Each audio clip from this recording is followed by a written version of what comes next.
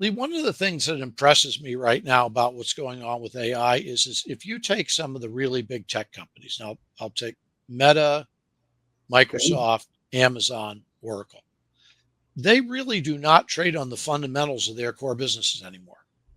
So if you said to me 2 years ago, what kind of stock is Microsoft? Why is it up or down? You'd tell me, well, they've got two business units, this, and depending on how those perform, if we moved over to Amazon, it's Amazon Web Services and it's e-commerce. Yep. Go to Meta, it's number of eyeballs and On median multiple minutes per products. month, MAU, all this stuff about how many people they have on Facebook and Instagram and who goes there, and you add that up and divide it by the ad revenue. At Google, it's one number, search. That's sort of eventually you got YouTube, but as far as I'm concerned, those companies now trade primarily on their success or lack of success in the AI business, not on what you and I would consider was, in some cases, for decades, their core businesses and competence. Right, right. No, I think you're exactly right because I think, it's been 3 years, and I had to even look this up because I wasn't exactly sure. It'll be 3 years in November since ChatGPT came out, and the huge and that kicked off the rally that we're still in, despite the fact that we had a 20% correction. I mean, this has been almost a 3 year all out, full speed ahead rally.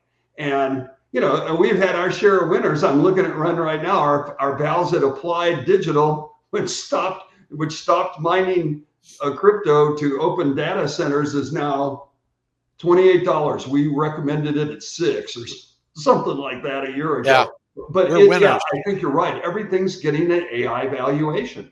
And so how are you a player in that? One of the things I don't like about it is if AI has a problem, your big mega cap stocks all fall apart at the same time. Exactly. If you and I were trading Amazon based on AWS and e-commerce, and Microsoft based on cloud and Yeah, their gaming platforms or something, Windows. right? Then you could say, well, listen, if e-commerce got into trouble, that doesn't mean that Microsoft and Apple get hit.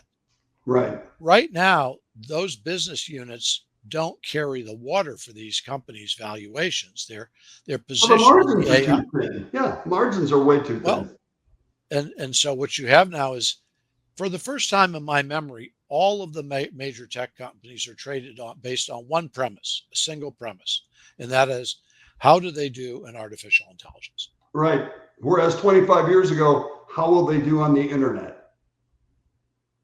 And then eventually that moved over to e-commerce in the cloud, Yeah. and moved over to Facebook and how many people visited your Facebook Yep. site and those things.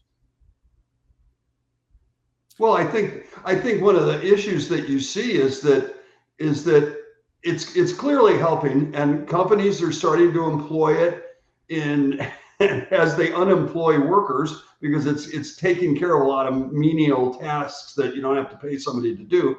But the interesting thing is like 25 years ago. I mean, the I was there and I saw it all because I was at Bear Stearns during all of the up until 2000. And then I went to Lehman Brothers and I was in the thick of it there because Dan Niles was the one making calls at Lehman Brothers there. And he top ticked everything. He top ticked everything in terms of saying, oh, it's time to go all in. It's time to go all in. But it's similar. It's similar.